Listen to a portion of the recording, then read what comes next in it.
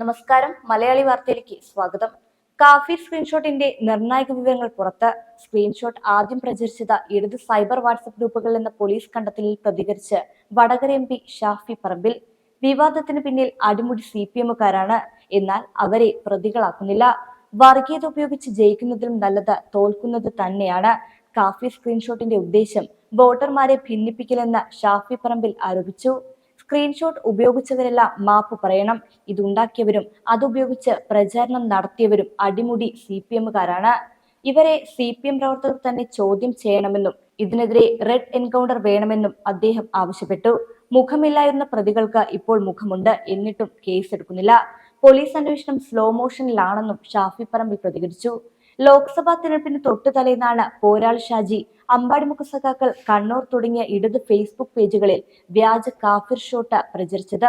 സംഭവവുമായി ബന്ധപ്പെട്ട ലീഗ് പ്രവർത്തകനായ മുഹമ്മദ് കാസിമിനെ പ്രതിയാക്കുകയും ചെയ്തു. ഇതിനെതിരെ കാസിം നൽകിയ ഹർജിയിലാണ് ഹൈക്കോടതിയിൽ പോലീസിന്റെ അന്വേഷണ പുരോഗതി റിപ്പോർട്ട് എത്തിയത്.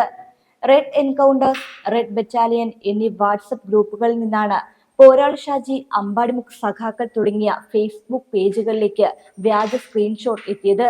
അന്വേഷണത്തോട് സഹകരിക്കാത്ത ഫേസ്ബുക്കിന്റെയും വാട്സപ്പിന്റെയും മാതൃകമ്പനിയായ മെറ്റയെയും പോലീസ് ഇതിൽ പ്രതി ചേർത്തു.